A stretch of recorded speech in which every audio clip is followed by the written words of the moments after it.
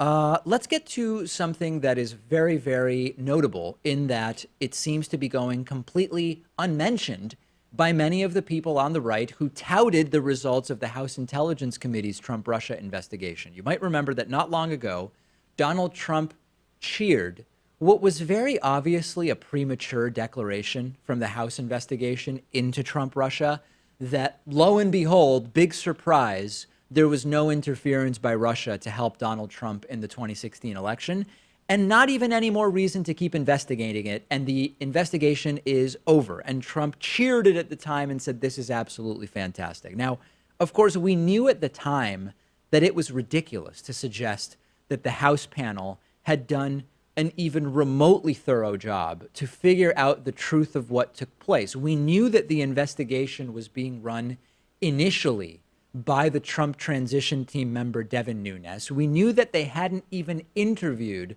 a bunch of the primary players in the entire thing when they decided, I think we're done. But somehow that's the conclusion they came to. They said, we're done. There's nothing to see here. And Trump believed it, or at least he cheered it and pretended to believe it.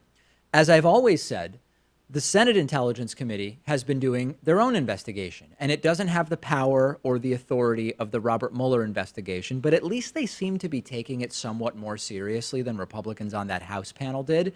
And what the Senate Intelligence Committee has issued is a finding that, yes, Russia did interfere in the 2016 election, specifically to the benefit of Donald Trump. A quote from the Republican chairman of the Senate Intelligence Committee, Richard Burr: there is no doubt that Russia undertook an unprecedented effort to interfere with our 2016 elections. The Russian effort was extensive, sophisticated, and ordered by President Putin himself, and for the purpose of helping Donald Trump and hurting Hillary Clinton.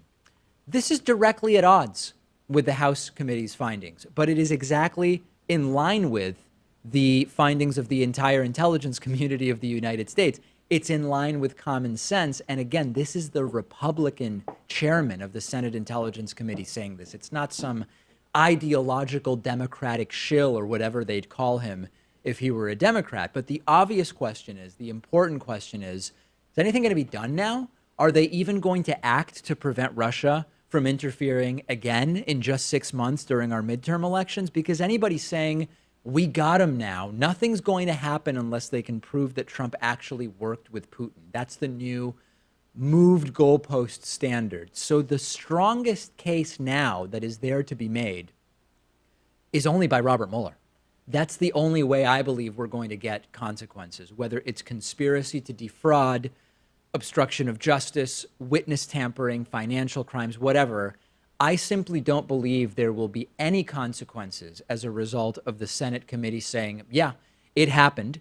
And it happened after the House committee said it didn't happen. And I read something that, I don't know if this is true, but it certainly strikes me as plausible. There's speculation that this report and this statement from the Senate Intelligence Committee was done in exchange for some Democrats jumping on board and supporting Gina Haspel for CIA director. The idea is Republicans would jump on board with a report saying, yeah, Russia interfered to help Trump, if Democrats would help get Gina Haspel through, which is quite frankly sickening and disgusting, but not altogether surprising, because this is, we talked earlier, right? Net neutrality. Democrats and Republicans, world apart. All Democrats in the Senate supporting net neutrality reinstatement, 3 Republicans supporting it. Couldn't be more different on net neutrality. On making these types of deals just to get something that you would call a political win, Democrats and Republicans are exactly the same. Yeah, and of course, Trump can't really get away with saying that he believes one congressional committee, but not the other congressional committee. Well, he could try. The only way he could do it is by pointing out some way that the Senate committee is not credible. And if that report turns out to be true, he would actually have a case to be made there. Yeah, although we don't have any evidence that that's the case. Sure. Right? If we actually have evidence of the opposite, which is that when you've got someone that was part of your transition team running the House investigation until it becomes embarrassingly obvious that he's in the tank for Trump and is running to the White House to tell Trump what they're doing, that's really the one that's not credible, right? So absolutely disgusting at every level. And most disgusting is that there's not going to be any consequences. There simply will not be consequences to this.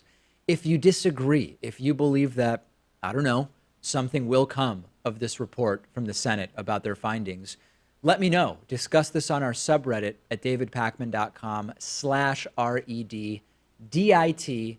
Quick break, plenty more after this. Today's episode of the program is made possible in part by CoinSchedule, which is a listing site for cryptocurrency ICOs that's been around since 2016. It was actually one of the first websites to show helpful listing information about ICOs. You can look ICOs up by name, industry, the end date, the start date, and CoinSchedule gives each ICO a score using an algorithm based on dozens of parameters that help determine how trustworthy an ICO is. For example, whether or not the identities of the ICO team have been verified, whether the ICO has a white paper, and other factors like those. They don't try to make predictions about the long-term success or failure of an ICO. Often that's actually impossible to do.